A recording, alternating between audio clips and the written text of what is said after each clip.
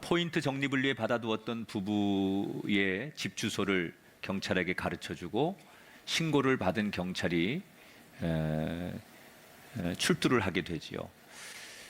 가서 문을 열어보니까 이미 번개탄을 피우고 부부와 9살 된 딸이 자살을 해서 쓰러져 있었습니다. 바로 병원을 보내서 응급처치를 해서 생명에는 지장이 없었다고 합니다. 의식을 되찾은 뒤에 물었더니 남편이 한 작은 중소기업에서 일을 하다가 회사가 문을 닫게 되고 그리고 실직이 오래되면서 아무리 노력해도 살 길이 막막하다고 생각한 이 부부가 극단적인 선택을 했다 이렇게 밝혔습니다. 그러면서 이제 그 관심을 보여준 그 이웃을 봐서라도 다시는 이러지 않고 열심히 살겠노라 이런 말도 덧붙였습니다. 이 사정을 전해들은 마트의 주인이 이렇게 말했다고 합니다. 저는 한 게 없습니다. 저는 거창한 일을 한 게 아니고 그저 이웃으로서 한 번 더 살펴봤을 뿐이고 한 번 더 말을 건넸을 뿐이고 그저 누구나 할 수 있는 작은 일을 했을 뿐입니다. 그런데 저의 이런 작은 관심과 도움이 힘이 될 수 있다면 제가 앞으로도 이웃으로서 당연히 이런 일을 해야 되지 않을까 생각합니다. 그러면서 자기를 생명을 구한 영웅 취급하는 그런 거에 대해서 대단히 부담스럽다. 자기는 소시민이고 당연히 해야 할 일을 했을 뿐인데 이런 지대한 관심이 부담스럽다. 이런 얘기를 했다고 합니다. 우리는 흔히 거창한 일을 해야만 그 사람이 인생을 바꾸고 세상을 바꾼다고 생각합니다. 또 거창한 일을 하려면 그에 걸맞는 능력이 있어야 된다고 생각합니다. 그래서 사람들은 그 능력을 보여주는 것을 자격증이라고 하고 당신이 능력이 있느냐라는 것을 원할 때 자격증을 요구합니다. 오늘 우리 사회는 완전히 자격증 사회죠.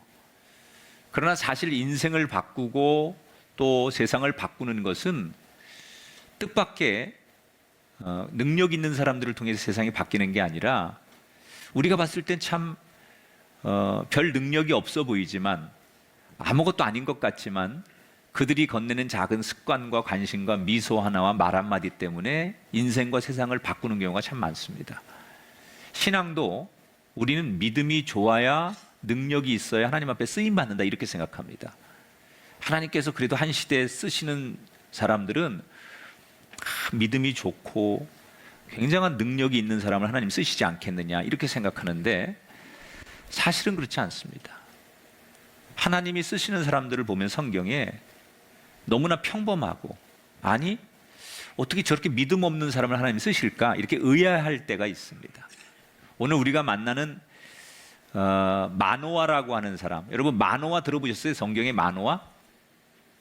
마노아를 아는 사람 손 들어보세요. 잘 모르죠. 몇 분 계신데 잘 모르죠. 마노아를 몰라요. 성경에 한 3만 명 이상의 이름이 나오는데 마노아를 보통 성도들이 모를 정도로 별로 알려지지 않은 인물이에요. 근데 이 사람이 한 시대 하나님 앞에 쓰임을 받습니다.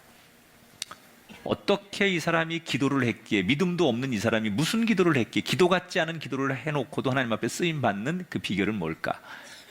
자, 이스라엘은 하나님 위에 다른 신을 섬기면 안 되는데 계속해서 이스라엘이 다른 신을 섬기지요. 그러니까 하나님께서 이방 민족들을 통해서 이스라엘을 억압하게 합니다. 의도가 있는 거예요. 세상을 아무리 믿고 세상을 부러워해봤자 우리가 의지할 건 하나님밖에 없구나. 사람들이 그렇게 느끼고 하나님 앞에 돌아오기를 하나님은 기대하는 거예요. 그래서 이 오늘 사사기 13장 본문도 그런 의미로 시작되는 거예요. 1절을 같이 읽어보겠습니다. 시작. 이스라엘 자손이 다시 여호와의 목전에 악을 행하였으므로 여호와께서 그들을 40년 동안 블레셋 사람의 손에 넘겨주시니라. 이스라엘 백성들이 또 하나님 앞에 죄를 짓습니다. 그러자 하나님은 블레셋이라고 하는 민족을 이스라엘 통해서 이스라엘을 지배하게 하는데 블레셋은 당시에 최첨단의 문화인 철기 문화를 갖고 있었던 민족이에요. 이런 강대한 민족이 40년 동안 이스라엘을 지배하게 됩니다. 그러면 40년을 그렇게 힘들게 살았으면 우리 상식에는 그 사람들이 하나님 앞에 기도하는 게 맞습니다. 그런데 안타깝게도 이스라엘 백성들은 하나님께 돌아가지 않습니다. 오히려 돈과 권력을 찾아서 블레셋으로 더 들어갑니다. 그리고 힘들수록 블레셋 사람들처럼 살고 싶어서 그들이 잘 사는 걸 부러워하고 그들의 문화와 심지어 그들이 섬기는 다곤 신상을 받아들이고 과감하게 섬깁니다. 하나님이 그 모습을 지켜보면서 내가 이러려고 부른 게 아닌데, 내가 블레셋을 통해서 이스라엘 백성들에게 고통을 주는 것은 깨닫고 돌아오는 걸 원해서 이렇게 한 건데, 고통이 생기니까 어려우니까 더 세상적으로 들어가는 이스라엘 민족을 보면서 하나님이 고민에 빠지기 시작하죠. 그러다 하나님이 내놓은 처방책은 처음부터 새롭게 시작해야 되겠다. 여러분, 하나님이 노아를 통해서 세상에 홍수를 내리시죠. 그래서 완전히 새로운 세상을 다시 만드는 거예요.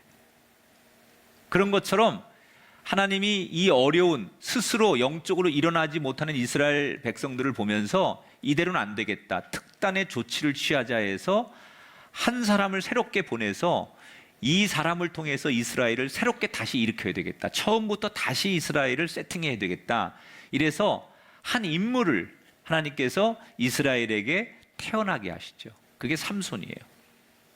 그런데 이 삼손이 누군가 어느 가정을 통해서 태어나야 되는데 어느 가정 누구를 통해서 태어나면 좋을까, 그렇게 하나님께서 고민을 하시다가 선택한 사람이 소라라고 하는 도시에 살고 있는 나중에 훗날 삼손의 아버지죠, 마노아라고 하는 집을 주목하시게 돼요. 이 마노아는 어떤 사람이냐면 나이가 먹도록 자식이 없었어요. 그런데 자식이 없는데도 하나님 앞에 기도하거나 자식을 달라고 구하지도 않아요. 왜 그랬을까? 이유는 간단해요. 믿음이 없는 사람이에요. 지금으로 말하면 교회는 다니지만 나이롱 신자예요. 교회는 오는데 믿음이 없어요. 그래서 뭐 이렇게 절박하게 자신의 문제를 놓고 하나님 앞에 기도하고 하나님 말씀과 율법대로 살아야겠다, 이렇게 생각하지 않는 사람이 마노아예요. 그러니까 무늬만 교인인 거죠. 그런데 그렇게 무늬만 교인이고 믿음도 없는 마노아가 뭐가 그렇게 하나님 귀하게 보이셨길래 그의 가정을 통해서 삼손을 태어나게 하시려고 하는 걸까? 제가 그 이유가 뭘까? 그리고 성경을 한참 보다가 이유가 있다면 이런 거 아닐까? 믿음은 없지만 이 마노아는 남들처럼 살려고 하지 않았어요. 이게 무슨 얘기냐면 그 마노아 시대에 성경에 입산, 압돈 이런 사람이 나오거든요. 이스라엘의 지도자들이에요. 영적인 지도자들인데 이 사람들은 보통 자녀를 30명, 40명씩 둬요. 어떻게 자녀를 30명, 40명 두느냐? 자기 부인이 있고 또 다른 부인을 얻는 거예요. 그래서 여러 명의 부인을 통해서 자녀를 낳는 거예요. 마노아도 그렇게 할 수 있어요. 자기 본부인이 자식이 없으면 두 번째 부인, 세 번째 부인을 얻어서 다른 부인을 통해서 자기 아이를 얼마든지 낳을 수 있어요. 그게 그 당시의 풍습이에요. 그런데 마노아는 남들이 다 그렇게 살지만 남들처럼 살지 않고, 내가 자식이 없으면 그건 내 문제지, 내 아내를 버리고 다른 여자를 통해서 자식을 얻는 건 안 한다, 그렇게 그 당시에 대세를 따라가지 않고 자기 기준을 가지고 살았다는 거예요. 오늘 현대인들은요, 행복의 기준이 남들처럼 하면 행복하다고 생각해요. 남들이 여행 가면 나도 여행 가야 되고, 남들이 저런 것을 소유하면 나도 소유해야만 행복하다고 생각해요. 소위 내 기준이 없는 거예요. 남들이 하는 걸 따라하는 것, 적어도 남들이 하는 걸 같이 하는 것이 잘 사는 거라고 생각해요. 근데 이 마노아는 그걸 안 한 사람이에요. 남들이 다 한다고 하는 게 아니에요. 여러분, 어떤 게 행복한 인생이냐? 하나님은요, 남들 하는 거 그냥 맹목적으로 따라가는 사람이 아니라 조용히 우리의 중심을 보시는 분이에요. 그래서 흔들리지 않고 조용히 자기 자리에서 어떤 상황에도 하나님을 의지하고 때를 기다리는 사람을 하나님 선택하시지, 그렇게 세상 사람들이 간다고 우르르 쫓아가는, 내 의지 없이 쫓아가는 그런 사람을 하나님이 주목하지 않는다는 거예요.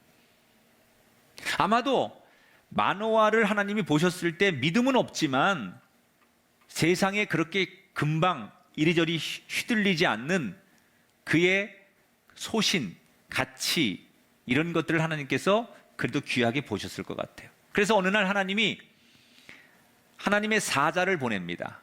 하나님의 사자라는 것은 결국은 지금 말하면 뭐 주의 종들이나 이런 분들이겠죠. 한 사람을 보냈는데 그게 하나님이 보낸 사자예요. 가가지고 뭐라고 얘기를 하느냐, 마노아의 집에 가니까 마노아는 없고 부인만 있는 거예요. 그래서 그 부인에게 하나님이 보내서 왔는데 하나님이 당신의 가정에 아들을 주실 것이다. 근데 이 아이는 그냥 아이가 아니라 이스라엘을 구원할 아이니 이 아이를 나실린처럼 키워라. 구별되게 키워라. 포도주 같은 거 먹이지 말고 머리도 함부로 자르지 말고, 그리고 정말 세상 아이들하고 다르게 영적으로 키워라. 이렇게 하나님의 뜻을 전합니다. 그 부인이 낯선 사람이 와가지고 자기한테 그런 얘기를 하는데 이 사람이 범상치 않은 거예요. 뭔가 신비롭고 거짓말할 사람 같지는 않은데 굉장히 뭔가 범접하지 못할 카리스마가 느껴지고 신비로움이 느껴지는 사람이 그렇게 하나님이 전하라고 해서 난 전하는 거다라고 딱 전하고 갔어요. 이때 이 부인이 그 얘기를 듣자마자 자기 남편을 찾아가는 거예요. 그리고 남편 마노아에게 자기가 조금 전에 들은 이야기, 경험한 얘기를 그대로 해줘요. 우리 집에 아들이 생길 거라고 하나님이 그렇게 말씀하셨다는 거예요. 이때 마노아가 어떻게 행동했을까? 이 이야기를 듣고 8절을 볼게요. 같이 읽습니다. 마노아가 여호와께 기도하여 이르되 주여 구하옵나니 주께서 보내셨던 하나님의 사람을 우리에게 다시 오게 하사 우리가 그 낳을 아이에게 어떻게 행할지 우리에게 가르치게 하소서.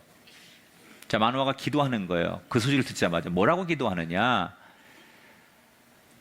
하나님이 정말 그렇게 말씀하신 게 맞다면 내 아내를 통해서 그렇게 말씀하셨는데, 하나님, 당신이 그렇게 정말 말씀하시는 이야기를 아내에게만 하지 마시고 다시 오셔서 나에게 직접 말씀해 주십시오. 마노아가 그렇게 기도하는 거예요. 아내가 받은 응답을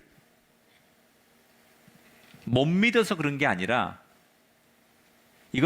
이게 마노아가 자기 아내를 못 믿는 건 아니에요. 하나님을 직접 만나고 싶다는 거예요. 이런 태도를 우리가 뭐라고 하느냐? 탐구적인 신앙이라고 해요. 탐구적 신앙 태도. 신앙생활 잘하는 분들의 공통점은 탐구적인 신앙생활을 하려고 해요. 이 탐구적인 신앙을 가지려고 하는 사람들은 남의 말에 쉽게 넘어가지 않아요. 자기가 직접 확인하려고 하는 자세. 여러분, 진짜 남편이 자기 아내를 사랑하면요, 이래야 돼요. 내 아내가 예수를 먼저 믿었어요. 그리고 교회 다니더니 나보고 꼭 당신도 예수님 만나야 된다 그러고 교회를 가자는 거예요. 근데 아내를 정말 사랑하면 나는 그 하나님을 못 믿지만, 아직 믿어지진 않지만, 아내가 말한, 도대체 내 아내가, 내가 사랑하는 아내가 교회를 나가더니 하나님이 살아계시다고 하고 예수님이 우리의 구세주가 되신다고 말하는데 그게 뭘까? 아내를 정말 사랑하면 내가 믿어지지 않아도 그 아내가 말하는 하나님을 알고 싶어서 탐구하는 자세. 그래? 난 믿어지지 않는데 당신이 말하는 그 하나님, 나도 한번 직접 내가 확인해 봐야 되겠다. 그래서 적어도 믿음 없는 상태지만 그 아내를 사랑하기 때문에 교회에 와서 그 하나님을 내가 직접 만나기를 원하는 자세. 이게 건강한 자세라는 거예요. 쓸데없는 소리 하지 마. 너나 잘 믿으면 되지 왜 나까지 끌고 가. 뭐 이렇게 말하는 사람은 굉장히 사실 무례한 거죠, 무례. 마노아는요, 주님의 뜻을 내가 직접 알고 싶다, 이렇게 기도하는 거예요.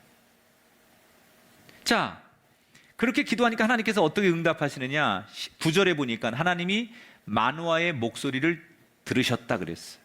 그래서 정말 마노아의 기도처럼 다시 하나님이 보낸 사자가 마노아의 집에 다시 방문을 합니다.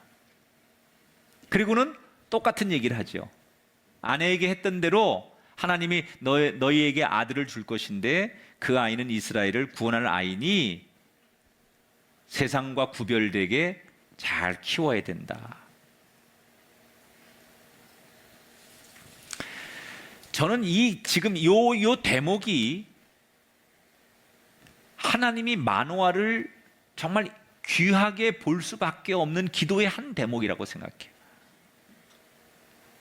마노아는 남의 소리를 통해서 만나는 하나님이 아니라 내가 직접 듣기를 원하는 하나님, 내가 직접 만나는 하나님을 원했다는 거예요. 많은 성도들이, 한국교회 교인들은 하나님의 뜻을 알고 싶어서 주로 사용하는 수단과 방법이 뭐냐면 신령한 목사님을 찾아다녀요. 그래서 그분의 목소리와 그분의 기도를 통해서 하나님의 뜻을 자꾸 들으려고 해요. 그러니까 이게 어떤 거냐면 자신의 문제인데 남이 전하는 이야기로 자신의 문제를 해결하려고 하는 거죠. 남이 전하는 말씀, 남이 받은 응답, 이것만 따라가면 정말 문제가 없을까? 그렇지 않아요. 여러분, 목사님의 기도보다 더 중요한 건 여러분의 기도예요. 하나님이 여러분을 사랑하세요. 그래서 여러분이 기도하면 여러분에게 말씀하시고 여러분에게 응답하시고 여러분에게 보여주시고 여러분에게 역사하신다는 거예요. 그래서 자기가 자기 문제를 가지고 하나님 앞에 직접 기도하고 하나님 앞에 보여달라고 원하고 말씀 듣기를 원하는 태도가 좋은 거예요. 2년 전에 모 대학교에서 이런 실험을 했어요. 학생들이 캠퍼스 한가운데다가 학생들이 많이 지나다니는 곳에다가 큰 테이블을 갖다 놓고 음료수를 48개를 갖다 쌓아놓습니다. 그리고 그 실험자 중에 한 사람이 샘플로 나가가지고 학생들이 막 이제 그 음료수 캔이 있는 곳에 모여들면 맨 앞에 실험자가 가가지고 음료수를 집었다가 이거 누가 갖다 놓은 거지? 먹어도 되나? 이렇게 혼자 중얼거리다가 이게 누구 건지 모르는데 가져가면 안 되지. 그리고 그냥 이 사람이 맨 처음 사람이 그걸 안 가져가고 가지려고 하다가 다시 놓고 가지려고 놓고 하다가 결국 안 가지고 돌아가요. 그럼 그 주변에 있는 사람들이 그 행동을 보고 어떻게 할까? 다 맨 앞에 사람이 그렇게 하니까 뒤에 사람들도 가져가면 안 되는 건 줄 알고 아무도 안 가져가는 거예요. 그런데 시간이 흐른 다음에 이번에는 다른 실험자를 보내가지고 누가 이거 갖다 놨지? 공짜인가 봐. 그러면서 그거 하나를 한 사람이 맨 앞에 사람이 집어갑니다. 그랬더니 그 뒤에 있는 학생들이 10분 만에 48개 중에 무려 32개를 집어가더라는 거예요. 자, 이 실험을 통해서 얘기하려고 하는 것은 앞 사람이 가져갔으니까 나도 가져가는 것이 맞느냐? 앞 사람이 했으니까 나도 따라갔을 뿐이다. 그게 면죄부가 될 수 있느냐? 여러분, 남이 뭐라고 하든 간에 내가 바른 길을 판단하고 확신하고 행동해야 그게 내 길인 거예요. 앞 사람이 했다고 옆 사람이 했다고 내가 따라갔다고 해서 나한테 죄가 없는 게 아니에요. 내 기준이 있어야 된다는 거예요. 신앙도 마찬가지예요. 물론 우리가 조언을 듣고 남의 얘기를 경청하는 것은 좋습니다. 주의 종을 통해서 말씀이 선포될 때 그 말씀을 잘 듣고 따르는 것도 중요합니다. 그러나 그 선포된 말씀이나 조언이 내 말씀이 되려면 내가 다시 그 말씀을 직접 붙들고 내가 다시 그 말씀 가지고 기도하면서 하나님 앞에 구해야만 그게 내 말씀이 되는 거고 내 기도가 되는 거예요.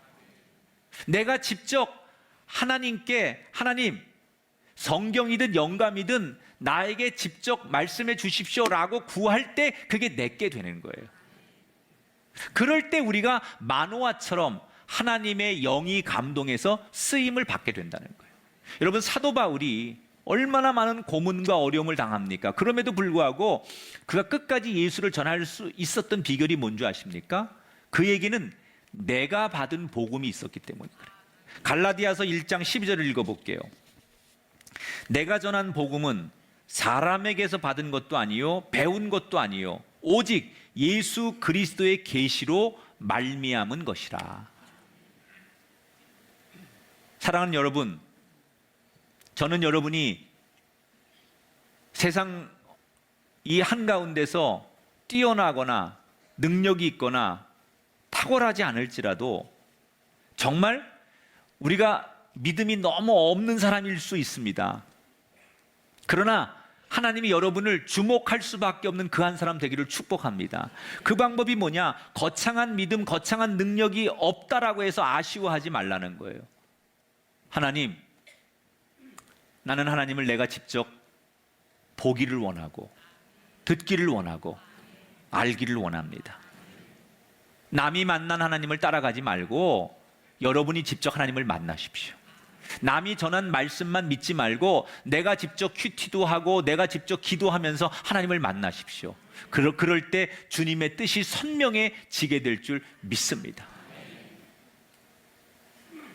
마노아는 그걸 잘한 거예요.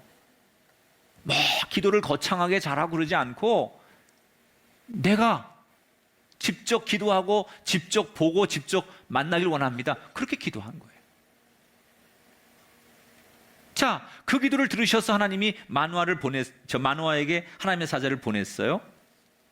그러니까 하나님의 사자가 와서 말을 하는데 이 마노아가 믿음이 없으니까 자꾸 의심이 생기는 거예요. 하나님의 사자를 보냈어요. 어떤 사람이 와서 전했겠죠. 근데 그 사람을 보면서 의심이 생기는 거야. 첫째, 하나님이 왜 나같이 믿음도 없고 별로 가정 형편이나 뭐 이런 자랑할 만한 것이 없는 우리 가정에 이스라엘을 구원할 그런 지도자를 왜 우리를 통해서 주시려고 할까? 그런 의구심이 생기는 거예요. 자꾸 의심이 의심을 낳다 보니까 무슨 의심까지 가느냐? 이 사람이 하나님이 보낸 사람 맞나? 이게 진짜 하나님의 뜻일까? 하나님의 사자가 와서 하나님의 음성을 전하는데도 이 사람이 정말 하나님의 사람이 맞을까? 그래서 확인하고 싶어서 이 사람이 잠깐 계십시오. 예물을 갖다 놓을 테니까, 하나님을 위해서 예물을 갖다 놓을 테니까 이 예물을 받으십시오. 그건 진짜로 하나님을 높이기 위해 예물을 갖다 놓는 게 아니라 하나님을 시험해 보고 싶은 거예요. 그 뒤에 17절에 가면 이런 말이 있습니다. 여호와의 사자에게 말하되 당신의 이름이 무엇이니까? 당신의 말씀이 이루어질 때 우리가 당신을 존귀 여기리다. 당신의 이름이 뭡니까? 라고 묻는 건 당신의 정체가 뭡니까? 그게 묻는 거예요. 그러니까 믿음이 없으니까 말씀이 말씀으로 안 들리고 진실을 이야기하고 하나님의 말씀을 그대로 전해도 이 사람은 계속 의심하는 거예요. 당신이 하나님의 보낸 사람이 맞느냐? 이게 하나님의 뜻이 맞느냐? 심지어 당신이 하나님이 보낸 사람이라는 걸 어떻게 알 수 있느냐? 당신 이름이 뭐냐? 어디 사냐? 뭐 꼬치꼬치 깨묻는 거예요. 자, 이 대목을 우리는 인간적인 측면에서 보면 대단히 불편하게 느낄 수 있지만 저는 이 대목이 하나님이 마노아를 더 귀하게 보시는 장면이라는 생각을 해봐요. 어떤 게 하나님 보실 때 마노아에게 정말 이 귀한 믿음처럼 보였을까? 믿는 척하지 않았다는 거예요. 여러분, 마노아는 신앙 있는 척, 믿는 척하지 않아요. 자기의 의심을, 자기의 믿음 없음을 솔직하게 드러내요. 자, 하나님께서 그 마노아의 의심 있는 모습 그대로를 어떻게 여기시느냐? 19절 20절에 보니까 마노아가 염소 새끼와 소제물을 가져다가 여호와께 드리매 불꽃이 제단에서부터 하늘로 올라가는 동시에 여호와의 사자가 제단 불꽃에 휩싸여 올라간지라. 여러분, 마노아가 의심해서 시험하려고 갖다 놓은 제물을 하나님께서 불을 내리셔서 받으셨다는 거예요. 성경에 보면 불이 임했다는 건 하나님이 임재하는 거고 하나님이 받으시는 거예요. 여러분의 인생에 불이 임하기를 축복합니다. 금년 한 해 여러분의 일터와 여러분의 가정과 여러분의 생업에 불이 임하기를 바랍니다. 그래서 하나님이 받으시고 함께 하시고 들어쓰시는 일터와 건강과 자녀와 여러분의 생이 되기를 주님의 이름으로 축원합니다. 감히 하나님을 의심하고 하나님의 뜻을 그대로 있는 그대로 순수하게 받아들이지 않는 이 마누아를 하나님께서 혼낸 것이 아니라 하나님께서 오히려 그를 칭찬하고 그가 내놓은 걸 다 받아주셨다는 거예요.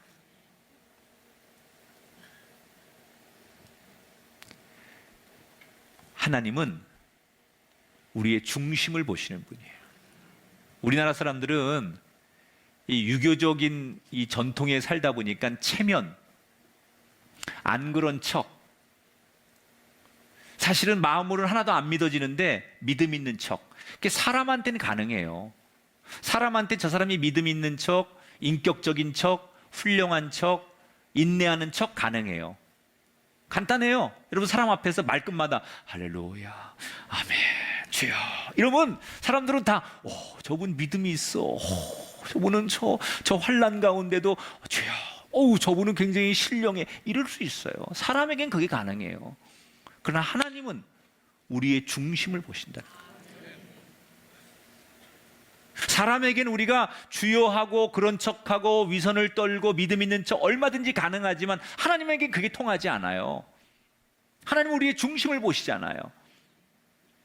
그런 하나님 앞에 우리가 사람을 대하듯 믿음 있는 척, 마음으로는 믿지 않으면서 뒤로 가서는 딴소리 하면서도 하나님 앞에 기도할 때는 그런 척하는 그런 것보다는 내 마음 그대로, 하나님 나는 안 믿어지는데요, 하나님 이게 나는 이해가 안 되는데요, 하나님 나는 이거 받아들여지지가 않는데요 라고 말하는 그 진실함이 하나님께는 더 중요하다는 거예요.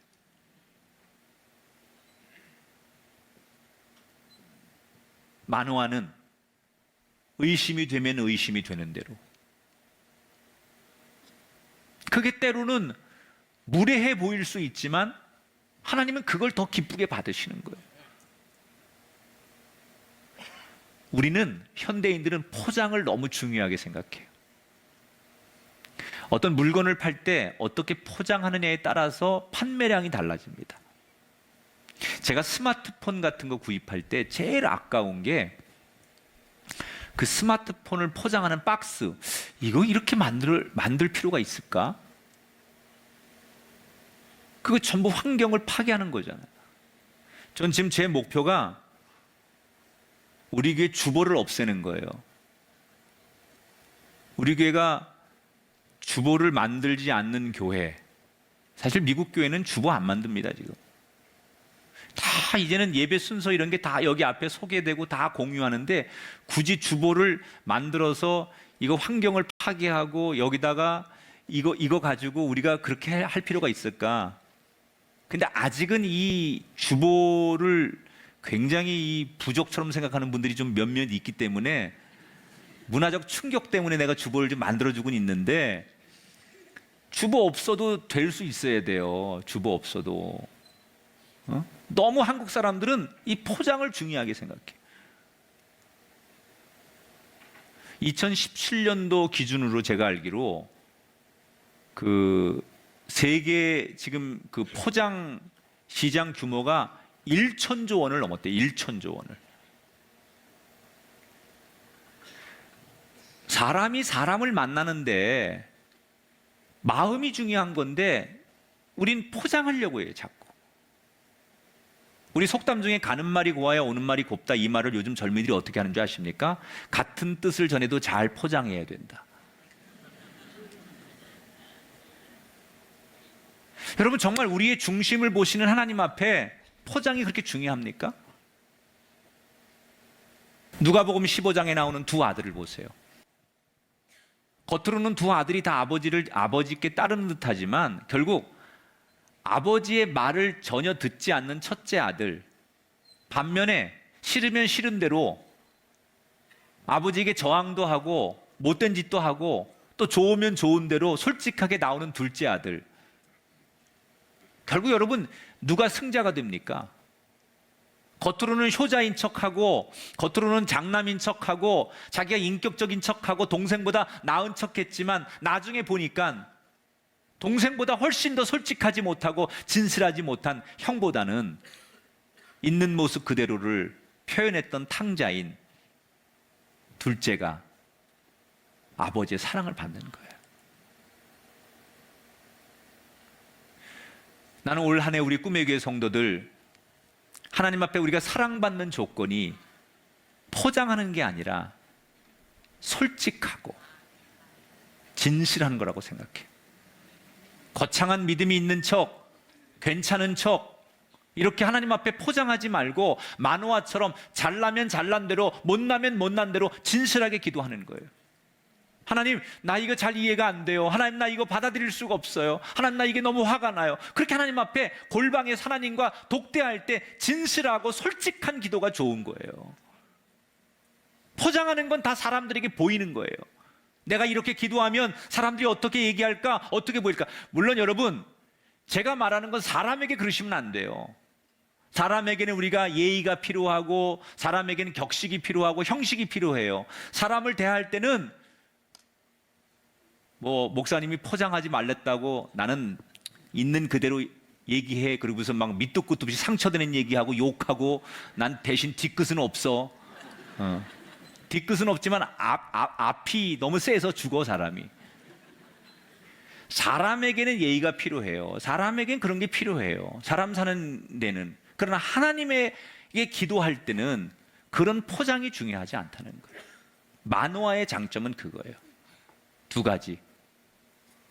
마노아는 탐구적인, 내가 직접 하나님의 음성을 듣기 원합니다.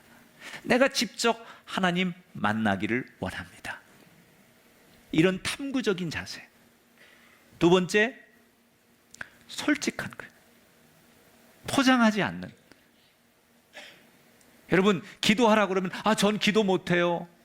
마치 기도가 무슨 집사나 되고 교회 오래 다니는 사람들이 자격증 얻어야 기도할 수 있다고 생각하는 분이 있어요. 기도에는 자격증이 없어요. 누구든지 하나님 아버지를 부르면, 그 아버지를 묵상하고 그 아버지를 생각하면 그때부터 기도는 시작된다.